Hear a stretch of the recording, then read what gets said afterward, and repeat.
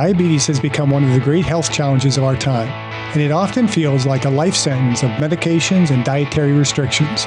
But what if type 2 diabetes could not only be managed, but reversed through science-backed, sustainable strategies? Welcome to the Aging Well podcast, where we explore the science, stories, and strategies behind living a longer, healthier, and more purposeful life. I am your host, Dr. Jeff Armstrong, an exercise physiologist with a passion for making science simple and life better as we age. My guest is Chris Reade, author, entrepreneur, technologist, and founder. After reversing his own type 2 diabetes without medication, Chris wrote Beating Diabetes: How a Botched Insurance Renewal Saved My Life, to share practical, research-driven strategies for blood sugar control with special emphasis on the power of soluble fiber. His work helps people reclaim their health with approaches that are sustainable, simple, and science-based. This conversation will challenge the myths around diabetes, highlight steps for better metabolic health, and offer practical insights for living longer and stronger, all in service of aging well. The Aging Well podcast encourages informed decision-making and always consult your physician and scientific literature when making decisions about your health. Chris, welcome to the Aging Well podcast. Your journey started with what you called a botched insurance renewal. Can you share that story and how it became such a turning point in your health? Yeah, sure. And thanks for having me, Jeff. I appreciate it. It's gonna be fun discussing this. So for me, I was a reasonably healthy, slightly overweight, middle-aged guy, right? I play sports, and I would do just like everybody else, do my annual physical, and it would be pretty much okay, right? And so then I got some life insurance, and of all things to change my life, my agent switched companies, and when he switched companies, he never did my renewal. And the guy who picked up my account when he switched companies just didn't do it. And so I noticed 10, 11 months go by, I haven't gotten something's wrong here. So I call him up and he's like, hey, remember the part where I switched companies? I can't service your account, but I'll go check for you. He checks. He's like, well, good thing you didn't die because you don't have any life insurance. I was like, okay, well, and at the time my daughter was 7. And so that would have been bad. But anyway, so he said, all right, look, just switch you to the new company, blah, blah, blah. I was like, well, whatever. They screwed up, so let's switch. So I switched. So within about a 12-month period, I did the whole insurance exam thing you have to do for life insurance twice. And the first time, my sugar was 100% normal, like no weird stuff, not even pre-diabetic. The second time, so in the measure of your average blood sugar is called A1C. And normal is anything less than 5.7, and dead is about 14. Somewhere in there, you'll croak. And in the middle is varying degrees of bad. Mine was 9.1 the day I took that second insurance. And so in 1 year, I'd gone from totally normal to full-on diabetic. And so I went to a doctor.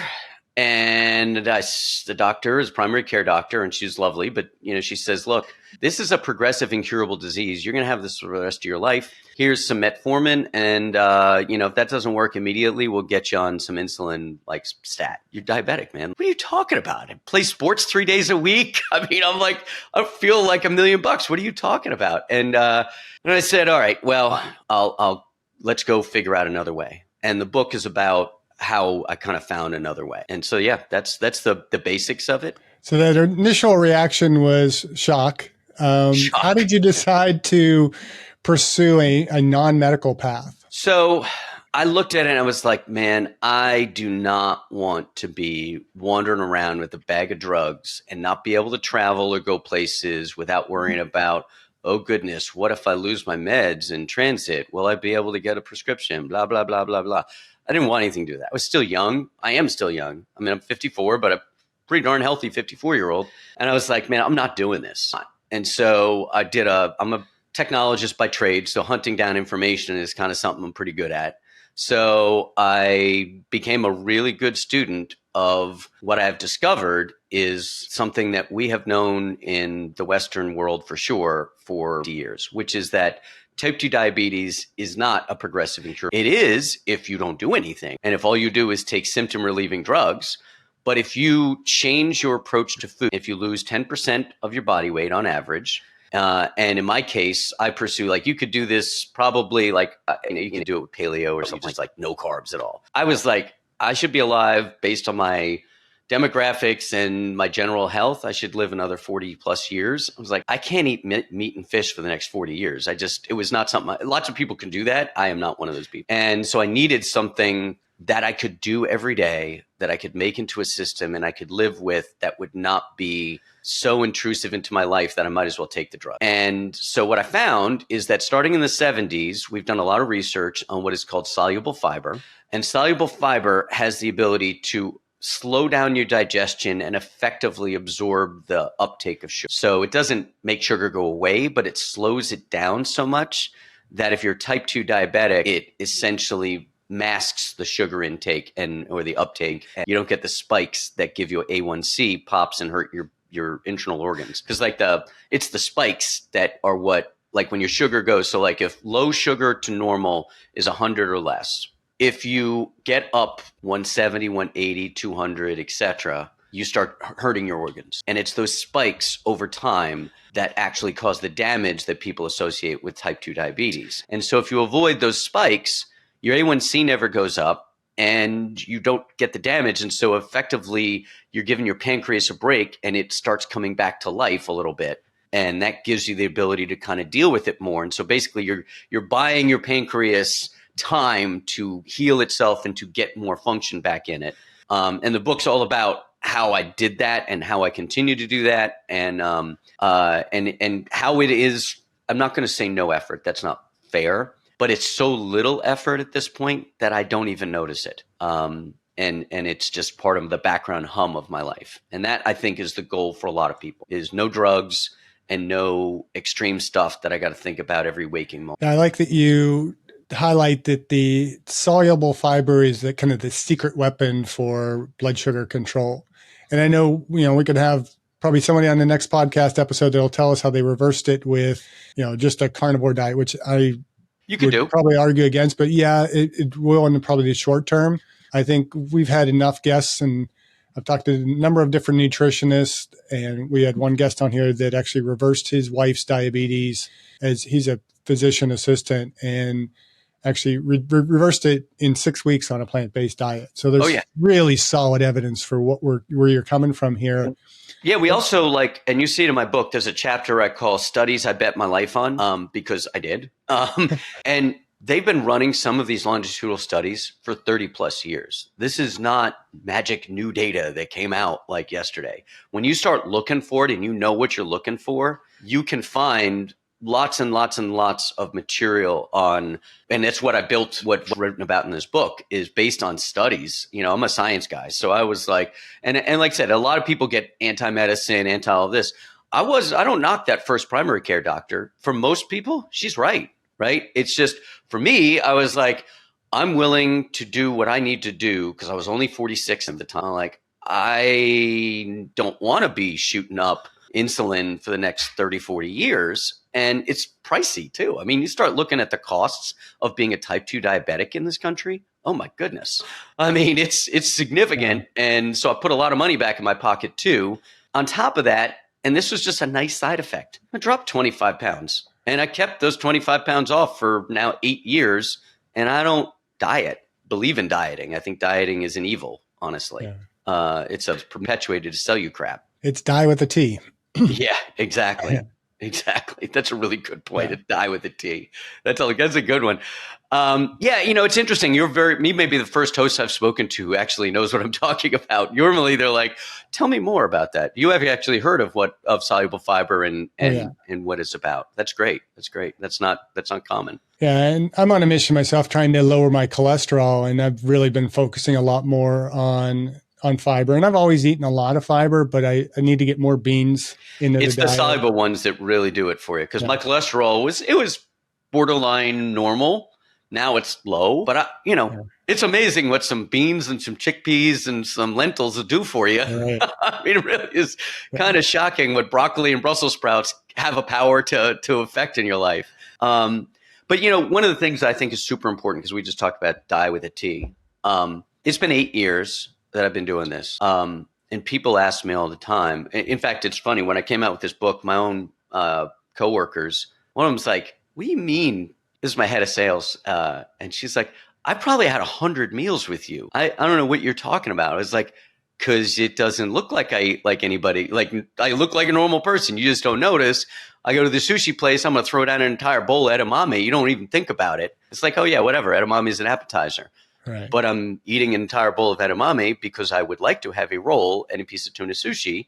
And to do that, I have to prep my system by having a ton of soluble fiber first. So yeah, you never notice that, but that's the point, is I don't have to make some special request at a restaurant. In fact, what I do on Instagram a lot now is we just shot one yesterday at a sushi restaurant, actually. I go through the menu and I show people, bing, bing, bing, bing, bing. Here's soluble fiber on this menu right here. And I just go to common restaurants that I go to a lot. And because the point is, if you can't change your life and live like a normal person, then you're not going to do it. Right. And that's the key, is it's got to be straightforward enough for the average schmo. Because I am not like, it's funny, we're in Albuquerque this weekend, and we're, just for fun on the weekend, we did some off-roading. And, we're in Jeeps and four-wheelers. And there's all these folks on their mountain bikes, and they're crushing it up the hills. Crushing up the hills. That kind of discipline, I don't have it. Like, I'm not that guy. Like, lots of people have that discipline. I'm not one of them. So the book is for people who are like me, who are kind of lazy and don't have a lot of discipline. Right. And diet, when we talk about diet, I think we've distorted the word in this country and probably even globally, where diet is, okay, I'm going to go on Atkins diet. I'm going to do this diet for 12 weeks and I'm going to lose weight. And then I'm going to go back to what I've been normally eating. Yep. The reality is diet is, what are we eating on a regular every basis? day? Yeah, and totally right. And I'm sure it'd be a lot harder, but on a high fiber, plant-based diet, you can gain weight if you eat too much of it, but good luck trying to eat too much of a high fiber diet. Well, that's exactly my point, is the other thing I always say in these like little Instagram, if you throw down a whole bowl of edamame, the whole bowl, and then you go to eat your sushi, you know what you're not going to have? An extra roll. Right. And you ain't having no mochi. Right. And it's not because you can't, it's because you won't want to, because you will feel so full that you're like, oh, I'm definitely done. And that makes a big difference because, like I said, if I go eat Mexican, yeah, there's a lot of stuff in a Mexican restaurant that's not good for you and from a sugar standpoint. But there's also beans everywhere, and which is one of the best sources of soluble fiber. So I eat the hell out of beans. And the thing about beans, just like all soluble fiber, when you eat a bunch of it, you don't feel hungry. And that's why you can lose weight doing that. Like I said, that was not my goal. It happens to be a nice side effect. I was just trying to get myself off a drug. Like, that's all I wanted, was like no metformin, no insulin, none of that. So I just want to get that stuff out of my life. I didn't want to, and I do test my blood sugar. Nowadays, I don't do it all that often, but I used to still do it. I did it every day religiously. And Dexcom didn't exist then, so I probably would have done one of those if I'd had it. But they're really pricey. And so you wouldn't want to do that forever because it costs so much freaking money. So, but I did the testing because, and I still do it because you don't really know. Like, I feel like if my A1C was 5.6, right, just below normal versus 4.9, I don't feel any different, right? So it's hard for you to determine whether you're winning or losing if you don't test. So I test, but it's great. Like, talk about a reinforcer. When you go from like your A1C's 9.1, and you test 30 days later, and now it's 7, and then it's 6, and then you're like, yeah, it's like, what's the football thing we were talking about football earlier? Winning is its own reinforcement. It's a habit. That's it. Winning's a habit. And when you get yourself to a place where you see yourself winning against a condition, really a disease, they call it a disease, but I don't know if that's really the accurate way to talk about it. A condition. When you see yourself beat that condition, it's an ego boost, but it's also like, hey, I can do this. I can keep it going. And every time I do an A1C test and I'm like, oh, look at that, a little finger prick, 5 minutes later, 5.2. It's huge because it lets you know. And it's like I said, I don't have any knock against the primary care doctor, told me that out the gate, but I'm happy to prove her wrong. Right. In fact, she's probably happy if I prove her wrong, because if you're a primary care doctor in this country, I'm sure she didn't even remember that conversation, 5-10 minutes with me 8 years ago. And, she probably saw 40 patients that day. And so for somebody in that position, what are the odds I'm going to do a massive reverse in my life and change my blood sugar levels forever? Probably pretty low from her perspective. So I don't knock that, but it's inaccurate. And I wish doctors would at least say, I know you probably can't do this, but there is a way to reverse this using just food. And, here's 17 books on the subject, including mine, right? That would be amazing, because I think it would give a certain percentage of people who are willing to try. Because as you just said, you mentioned the one on the plant-based diet, the doctor would reverse it. It's not that long. Like I went from 9.1, just full-on diabetic, to 5.6 in 3 months, 4 months, something like that. Less than 6 for sure. And never had a test over 5.7 ever since. Shit, not even a test over 5.5. Maybe one somewhere in those years I got a 5.7. But the point is, like, that capability exists for all of us. And that's what I wanted to write about, was because part of my book is recipes. Part of my book is how do you read a nutrition label at the supermarket? Because you got to live. And if you're going to live this way and you're going to keep your blood sugar in control, you're going to have to learn some stuff. Like I said, it's not that it doesn't take any effort, but it takes a little education. That's why there's a book. Right. If you're enjoying the Aging Well podcast, be sure to like, subscribe, or follow on your favorite platform so you will never miss an episode.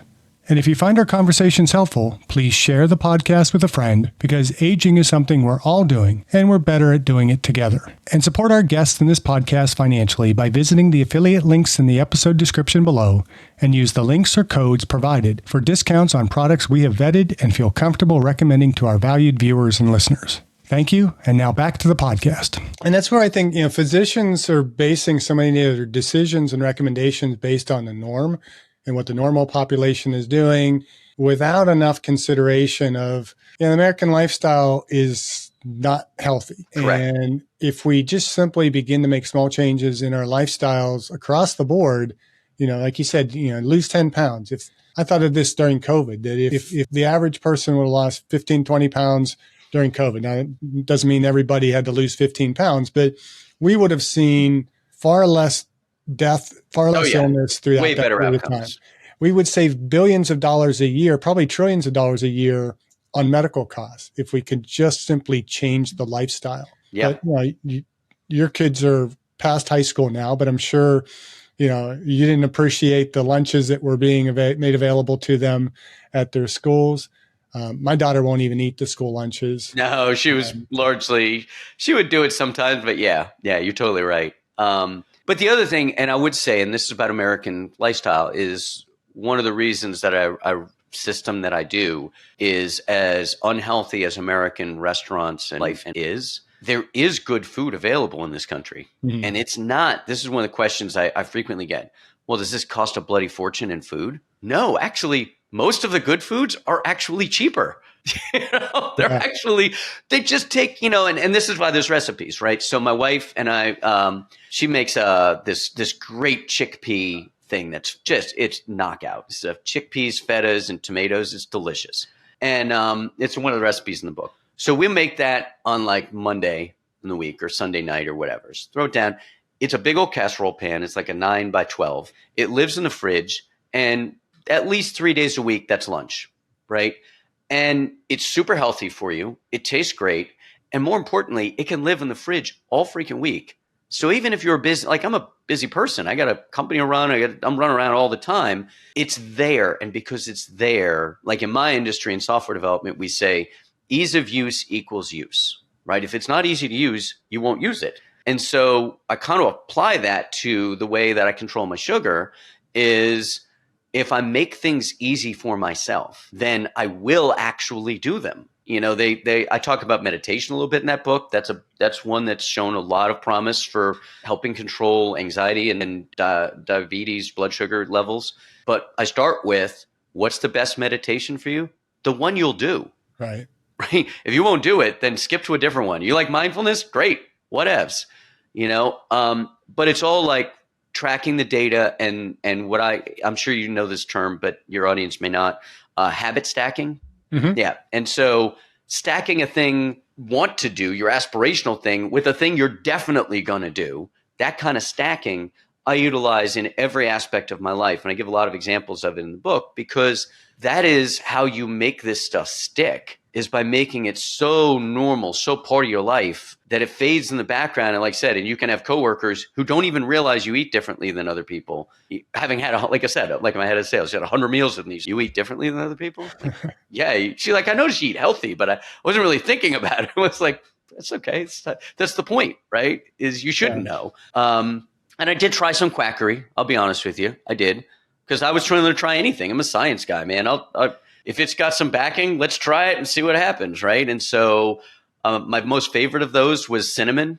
There's a lot of evidence that a teaspoon of cinnamon a day will knock down your A1C, and that's probably true. I will tell you, I was already so low. My doctor said the reason this didn't work for you is your A1C is already 5. So what improvement are you going to make? But I will say, I choked down, and choked is the right word, a teaspoon of cinnamon every day for 30 days straight to test it. Wow. Dude, I don't care. That's worse than the meds. I mean, that is real. But you got to try. That's the whole point of writing a book is like, hey, here's all the crazy crap I tried. These other ones didn't work so well, but here's what did work. And that's why I wrote the book, frankly, was I had a buddy of mine had a similar experience, and he called me up, and because I didn't advertise this stuff. I was frankly very nervous to write. The American medical establishment doesn't, I call it the scarlet letter D. When you're a diabetic, as far as they're concerned, you're a diabetic forever. And so I wasn't really comfortable writing this book. I did anyway, because a friend of mine, his sugar went up to 13. They wanted to put him in the hospital. Oh, wow. And he called me up and he's like, look, what did you do? And I said, well, Tim, here's what I did. And I told him a text. And I'm like, I got to write an email. So I wrote an email and I was like, this is maybe not organized enough. So then I sat down and ended up writing a book. But I realized that there were a lot of people in Tim's position who, they get some bad news from their doctor. For most people, and he was one of them, it's 5 years of, Tim, your sugar's a little high. You might want to consider cutting down on added sugar. It's a little higher. And they're like, you know what, dude, we need to give you some drugs. And a lot of people hit that tipping point and they're kind of like, it's fait accompli. Like they don't think there's any walking that back. And so for all the Tims of the world, that's what I wrote this thing for, was for the folks who get that bad news or get that first, like, you know what, Jeff, I really think your sugar's getting a little high. You might want to cut down. And they're like, well, what does that even mean? Should I just eat whole wheat? And it's like, well, that's good for your digestion, blood sugar.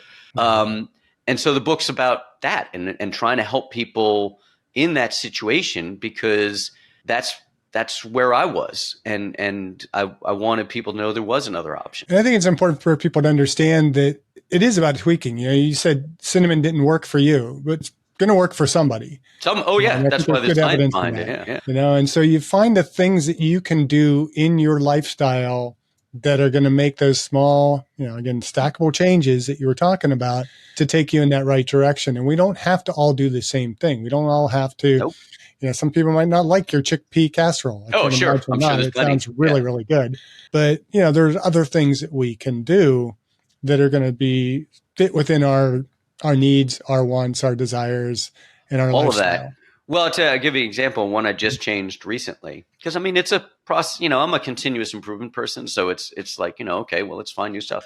There was a study, you probably read about it earlier this year, about 2 to 5 minutes of low intensity exercise will lower your blood sugar after a meal by about, to my recollection. But anyway, the point is, I read that study and I was like, that's interesting. So what I did, I have 2 dogs, and just like everybody else who has a dog, I got to walk the dog. So I moved the dog walking from a before we go to bed exercise thing, like we have to do, go walk the dog before bed, to after dinner. That's it. But that means that when I walk the dog all the way around our block, and it takes about a little less than 10 minutes, because the dog likes to stay and all that kind of stuff. But that little bit of extra exercise turns out to be better than I play volleyball. And so I play 4 nights a week. That's very high intensity exercise, but actually the dog walking turns out to be better for me from a sugar perspective, not from a exercise perspective, but from a sugar perspective. Going for that 5-minute walk around the block is better for me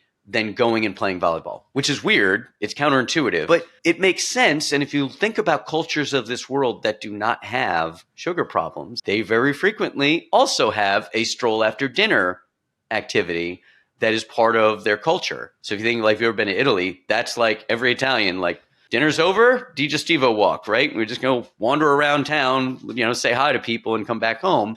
It's a habit that is ingrained in some cultures that turns out to be really, really good for you.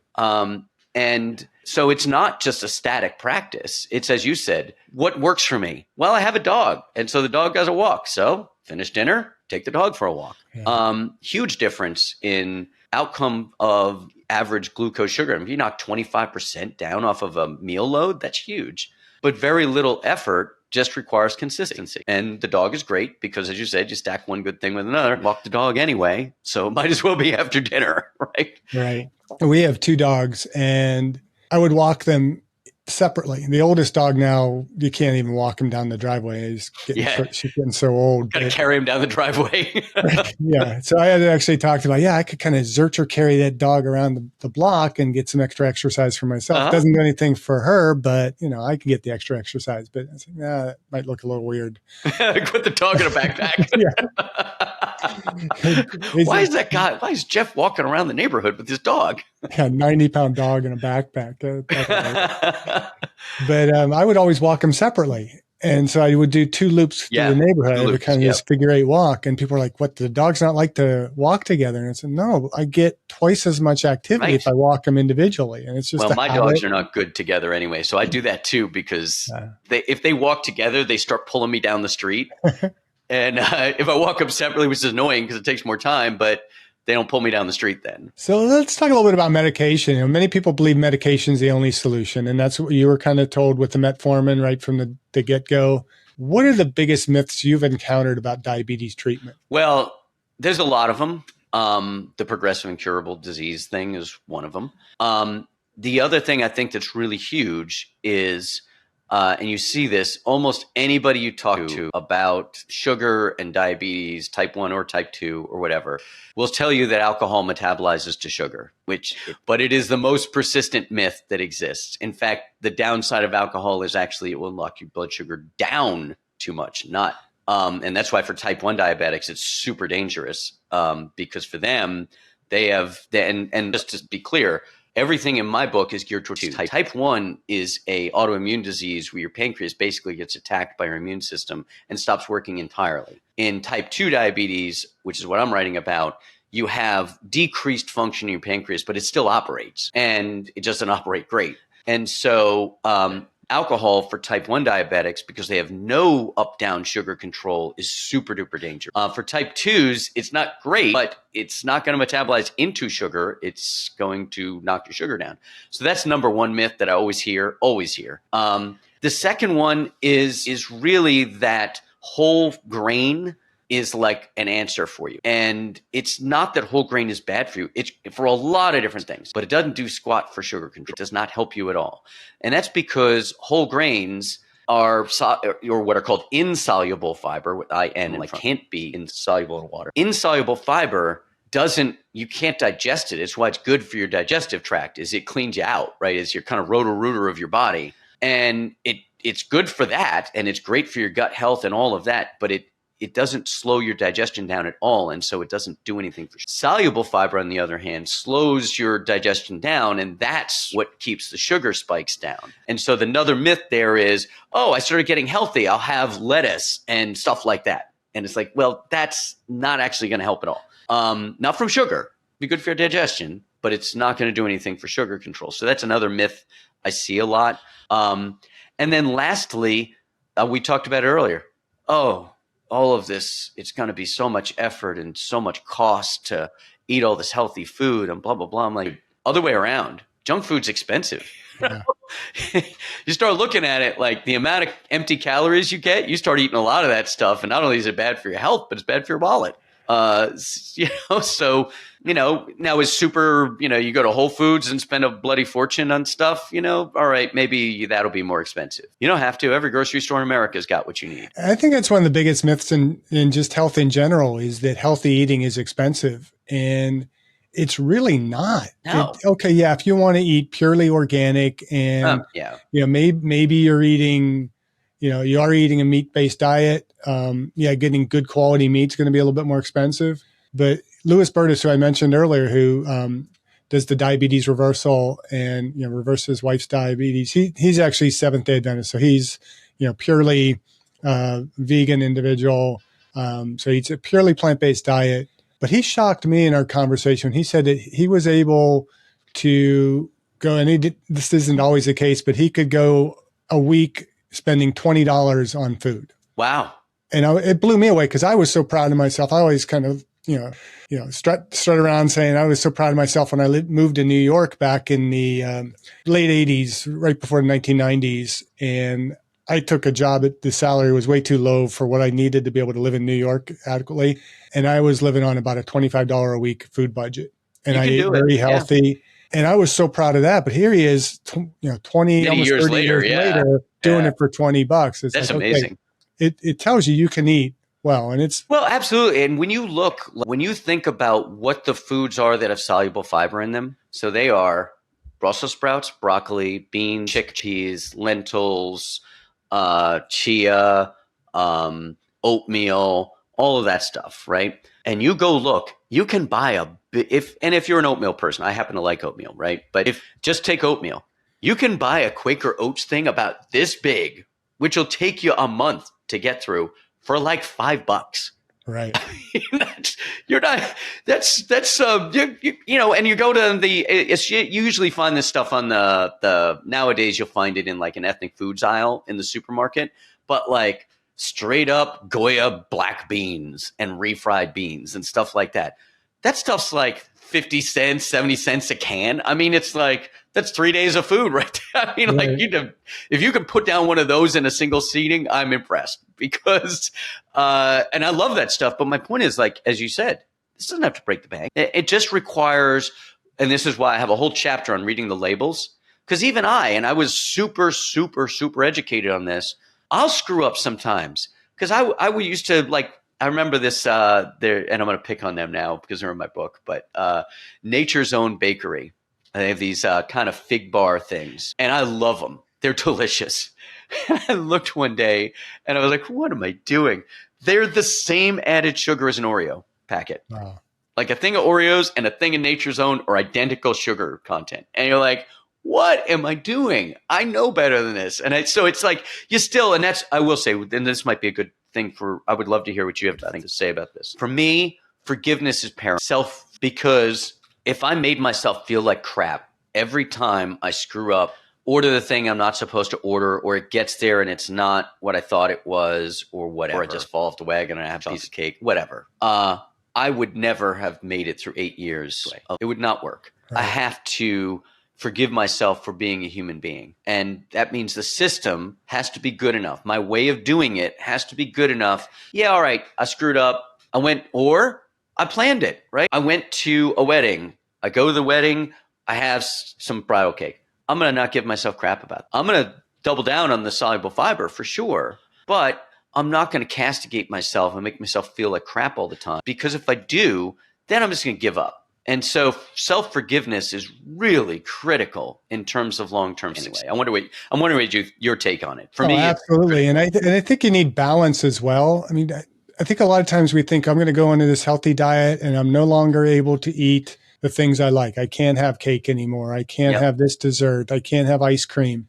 And I tell people, I still enjoy those things, but if I'm going to enjoy it, it better be damn good. Exactly. And I'm not going to do it regularly. I'm not going to buy a little square tub of ice cream, keep it in the refrigerator, and every night have a bowl of ice cream. I'm going to go, we have a place here called Salt and Straw. Fantastic ice cream, a lot of calories in it, but I don't probably go maybe 3 times a year tops. Sure. Yep. So I'm going to enjoy that. Or if I'm going to go out and eat and I'm going to have a dessert, first of all, we're going to probably share it.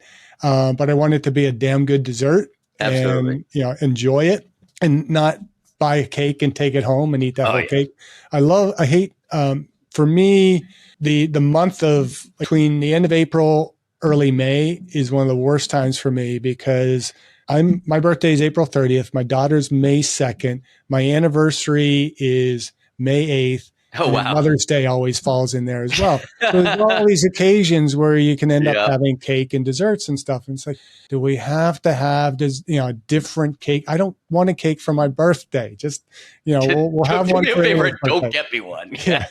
And so, I would just want to enjoy it. And we went out, I normally would not go to this restaurant, but I got a gift card from, I coached the strength training for our local wrestling team for 3 years, and I finally stopped doing it just for a lot of different reasons. But the Booster Club gave me a gift card for this restaurant. It's a $250 gift card for this steakhouse in Portland.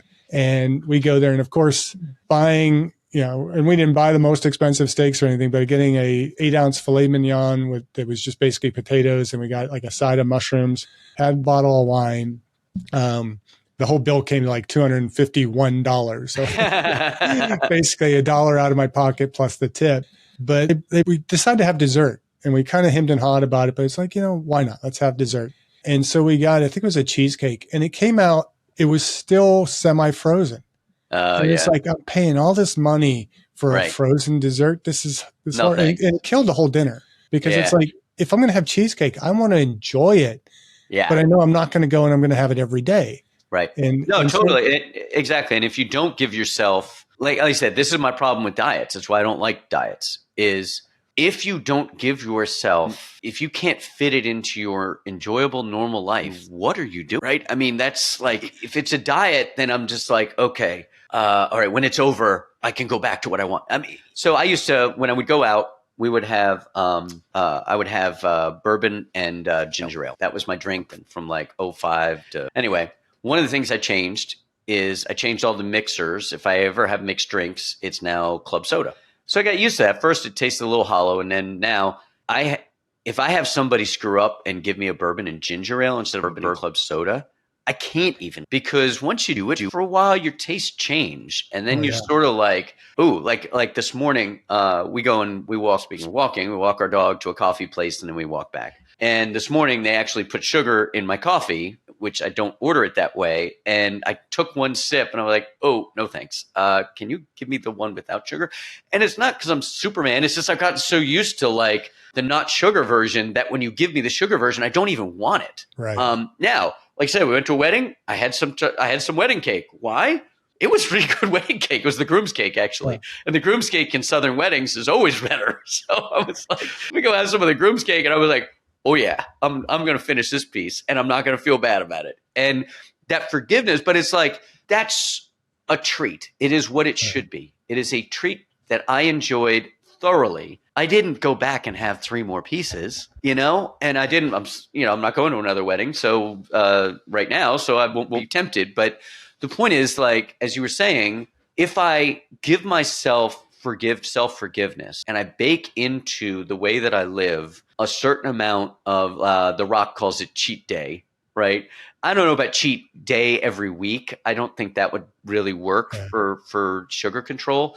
But the point is well taken, which is you can't live like a monk, or most people can't live like a monk. Most people can do it. And on average, this is my book too, the average diet across something like 47 longitudinal study. I mean, it's a longitudinal study, like 47 diet patterns. The average, the best, was the paleo diet, and most people make it. And the standard deviation, meaning that almost everybody did 3 weeks, and that was about it. And that ought to tell you something. If you treat it like a diet, if you're serious and you're like, look, I want to change my life, right? Any of your listeners know somebody in their life who wishes they weren't on drugs and could have a non-diabetic life and wanted to change it, and they were willing to do it. It's not a diet.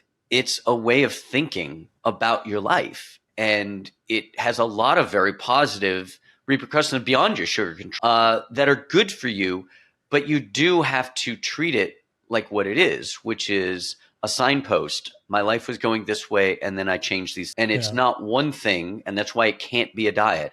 It's not one thing. It's a bunch of little things that stack together equal a complete reversal of your health outcomes, and you'll live longer, you'll live better.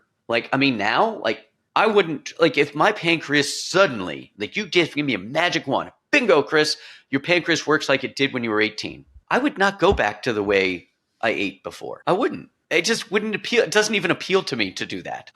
Would I have a little bit more dessert and like think about it less? Yeah, probably. But honestly, I wouldn't like suddenly go, you know what we really need for lunch is a bowl of ice cream with a side of Pepsi, right? I mean, you know what I mean? Like I would just not, that's not a thing, because what has changed in my life, and this is the thing, the reason to write a book about it, is it's not that I tried the soluble fiber thing. I suddenly discovered, hey, this works. And then I said, okay, as this is working, what are the things that scientifically say will help me stick to this? And then I started applying those things. They're all written about in my book, which here's all these things that I did, the habit stacking, temptation bundling, all this kind of stuff that are very commonsensical and easy to do. And I stacked them all up. That has changed my life so radically that, like I said, even if you magically gave my pancreas a second life, I wouldn't change back, you know?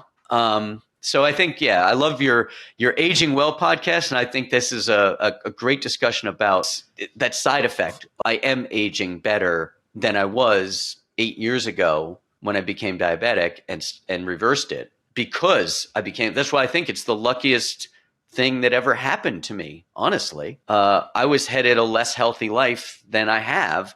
So in a weird way, and I say this a lot, I'm lucky. I'm lucky that sugar spike happened and that I caused me to reevaluate my life, because I'm a healthier and happier adult because of it. I would disagree with you on one thing. I do think it is a diet, but I think we have distorted the word diet in this country. Yeah, you're right. And you're right. So, you diet in the way you mean it. You changed your diet. You didn't go on a diet. And to me, there's only really 3 diets in the world. There's a hypocaloric, which is if you got to lose weight, you're going to cut your calories. Yep. Less than your body needs, you're going to lose weight. Eucaloric, you're going to maintain your body weight. Hypercaloric, you're going to gain weight.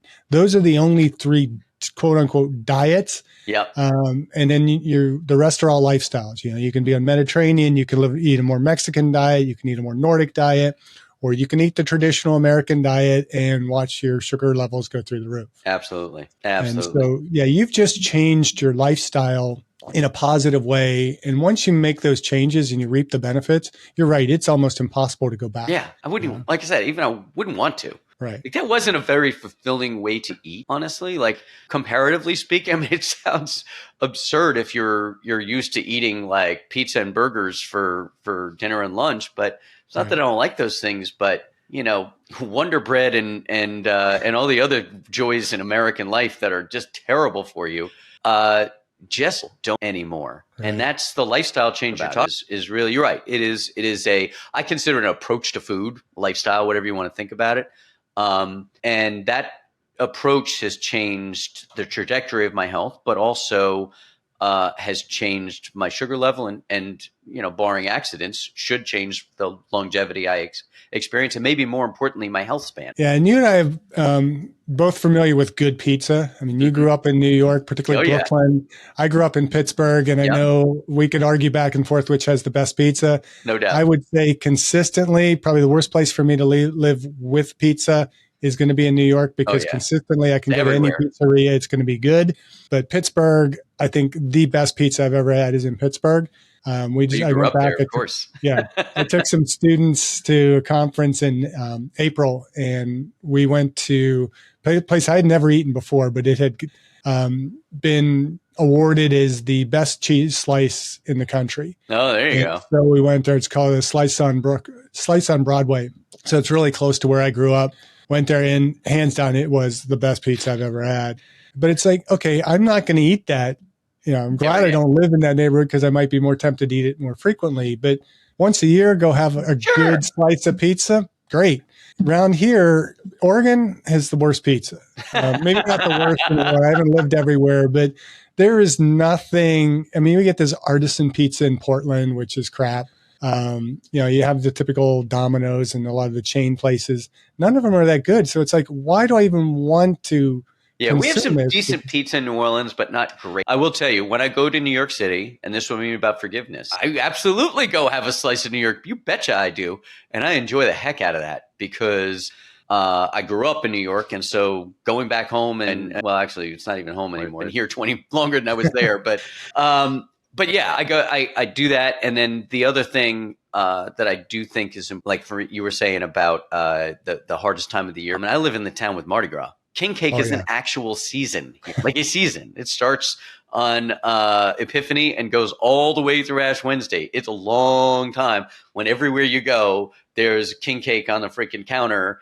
And fortunately, and some of it's really, but fortunately, as you said, all right, I will occasionally have a slice of king cake, but I will have un poquito, little slice of cheesecake. Of king cake, and not kill myself over it, but I will make sure I stick to my guns on soluble fiber as a way to make sure that I'm doing the least amount of harm to myself that I possibly can while still enjoying my life. Because, if I was to sit there, like you said, that's what I was thinking about those guys humping it up the hill in Albuquerque last weekend, where there's some people who enjoy that form of discipline. Like it's a joy to them, like humping it up the hill, and like really they get a big rush out of the forcing themselves to do a thing that's hard. And I was like, man, that's not me. And so that not being me, it's systems. I'm a systems person. I believe in systems, and that systems rule your life. And if you set up good systems for yourself, that you get good outcomes. And that's what I try for,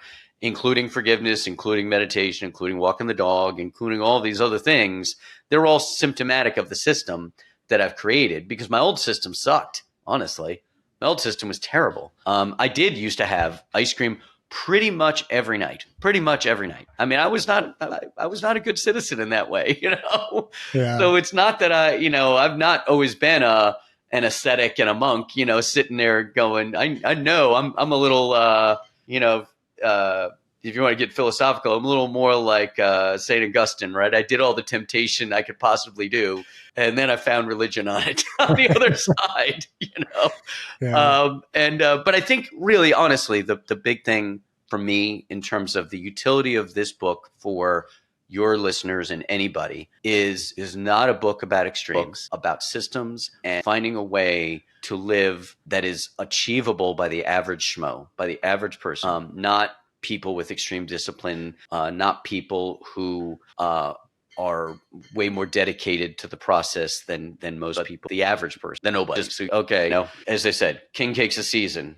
Do I walk sometimes in there? See the Dong Phong's this Vietnamese bakery that very famous king cakes. They win awards every year. Somebody's got Dong Phong king cake, cream cheese king cake on the counter. I'm probably going to give in, but I'm going to have, as you said, a little tiny piece, and then I'm going to go back to my soluble fiber life. And I think that's the key. So, what is your kind of daily strategy? What's your day of eating look like? So again, in the book, we have a recipe for my favorite breakfast is it's a blueberry and oatmeal casserole, and we make it in this little 9x9 pan. Made it last night. It's delicious, and it sits in the fridge all week, and we bite a slice each day and throw it in there. I happen to like yogurt a lot, so I heat it up and throw yogurt on it. My wife hates yogurt, so she doesn't do that.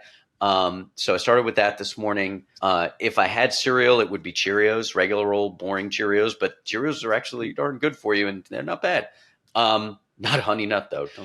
For lunch, I'm planning on going. I've got a call I got to make later, so I'm going to do lunch probably. There's this Mexican place that I like called Carretas. I'm probably going to have quesadilla and black beans for the starter. Like I'll order a black bean starter on the side. Have the quesadilla with guacamole. It's going to be delicious. And then for dinner, I'm going to play volleyball tonight, so I have to have a quick dinner. So I'll probably... I don't know what I'm going to do for dinner. We made some roasted vegetables, so I'll probably reheat the roasted veg. Maybe I think we've got some chicken. So it's pretty simple, but that's everyday routine, right? And if you noticed, all of that had soluble fiber in it, and none of it. But somewhere in there, that quesadilla a little bit because there's that tortilla. Other than that, so that's normal life. Somebody asked me on one of these podcasts, said, "Well, how many grams of soluble fiber you think you throw down a day?" And I was like, 12 to 15, maybe something in that range. He's like, "That's not that much. That's not particularly extreme." I was like, "It's about as much sugar as I would get." So, I try to make sure that the soluble fiber number is higher than the sugar number. And as long as it is, I will stay healthy and my sugar will stay low. Yeah, that doesn't sound like an extreme diet at all. It sounds like probably many of the people listening to this episode will be like, "Gee, that's kind of what I ate yesterday." And it's just kind of do that all the time. Yeah. And there's different varieties of it. So there's roasted carrots in there right now. So tonight it might be the roasted carrots. But I mean, and one of the things we do, because, we're empty nesters now, so we don't have a kid to feed, is there's a lot of food in there that will last for several days. So that, we're enjoying our lives and running around and doing stuff. Just sitting down and making like family dinner for 2 people is not that exciting. So we'd rather like go do something together and like, just reheat some food. But lots of other people are like, super, we got to sit down together and like, and that's our together time. That's great. And that's why there's a bunch of recipes in my book, is because it gives you the options. But yeah, none of that was extreme, but that's a normal, that's probably what today will be like. That's about average. And none of it's off the chart. Like, blow you away, but it's strategic and it's systematized to where you can repeat it. Do you have any favorite kind of creative dessert recipes that you have in the book? Sure. Dessert recipes less so, but like when I think about like good, if there is a good dessert, I don't know if there are good desserts. You mentioned one. If I am going to have dessert, it's going to be small. I'm a sucker for dark chocolate almonds, but the almonds have a fair bit of soluble fiber in them. So they're actually not bad. And the dark chocolate has a lot less sugar in it than milk chocolate or something like that. And I happen to love them. So I'll throw down some of those. There's also, speaking of almonds, I happen to like almonds. And I get these cocoa, I think they're at Costco. There's almost no sugar in them. It's basically cocoa powder, which chocolate, that's one of the things people normally, we pair chocolate with sugar, but chocolate actually isn't sugar by its nature. Mm-hmm. So they're like these dusted sugar. So I'll have a handful of those or whatever as a dessert. But that's if I have dessert most of the time. And again, if you eat a bunch of fiber, you're not hungry. So that kind of helps me stay on track, is by the fact that the way I eat, feel hungry all the time. So I don't really crave. That would have been my downfall before. Right. Yeah, I love dark chocolate, and I've gotten my system to such that I can't eat anything less than like 70% cocoa. Yeah, it doesn't feel good anymore. Even that is too sweet to me. Just give me I grew up in Pennsylvania, Hershey bars. I mean, come on. Clark bars in Pittsburgh. And those are just way, way too sweet for me. Oh, yeah. Way more. But dark chocolate, I can do that. But I've seen some, and I want to try, I got to look up this one recipe and try it. But I saw somebody on YouTube had a chickpea cheesecake. It's like, oh, interesting, replacing the cheese part and all that with chickpea. I'm like, that sounds interesting. Yeah, there's so many different creative ways that people are using, these soluble, food products, soluble fiber products, that you can turn these things into stuff that is really palatable and delicious and can replace some of these traditional desserts that we feel. And actually, the other one I will do unsweetened Greek yogurt, blueberries, and a little bit of, my wife makes like a granola. It's just you can get the same kind of granola at like a Whole Foods, but it's nice. It just makes a giant tray of it and then it's around. And that stuff, that's a dessert for me too. And that's sometimes an afternoon snack, yogurt, blueberries. And there is one where you have to really, this is where label reading is super important. If there's a lot of stuff in the granola aisle, might as well be crap, honestly. Oh, yeah. You just got to be really, really, there's only 3 lines, right? There's soluble fiber, natural sugars, added sugars. Those 3 lines are the lines you're reading. And so it's not a lot. It's not like do a whole bunch of math to figure it out. It's pretty straightforward. But right next to each other in a granola aisle in a supermarket is stuff that's as bad as crunching up a bunch of Oreos and eating, and stuff that's really good for you. And they're literally next to each other and they both say granola health food. And so you just got to that's one of those items where you do actually, which is why, like I said, it's also, I happen to love the way, because one of the things is also variety is fun. So like that blueberry casserole I just mentioned, sometimes it's blueberry, sometimes it's strawberry. So it might be, she does, somebody gave her a box of peaches, but it's always the whole fruit, not that juice. Juice is bad. But like a whole peach is just, blueberries, peaches, whatever fruit happens to be available and in season, so it's a little cheaper, is what ends up in that casserole, that breakfast casserole, which does give it some variety, which makes it a little more interesting. And so the same with the granola, she'll like find different stuff and she's like, oh yeah, look, pumpkin seeds at this time of year, pumpkin seed time. So pumpkin seeds end up in it, and which is great for you. And but anyway, yeah, it's always, that's another dessert I do a lot, is or snacky food is yogurt, blueberries, and I happen to love blueberries, but other fruits will work just as well, whichever ones you like, as long as it's a whole fruit. Right. That's a big thing. is you got to be really careful. Whole fruits are good for you. Juices are almost exclusively bad.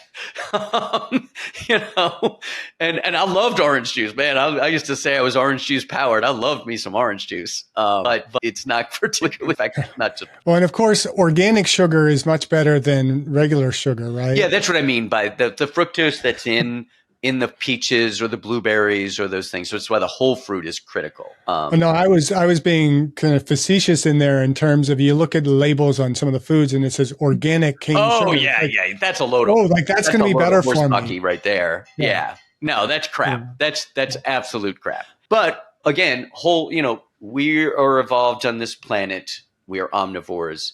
The fruit evolved along with us. We evolved along with it, right? Hunter-gatherer lifestyles are very heavy pick and walk. That's what they mean, right? So it should not surprise anyone that whole products like a whole peach, blueberries, a whole strawberry, like all of that stuff is actually pretty good for you because we evolved along with those things. And so they naturally, our system is able to handle that.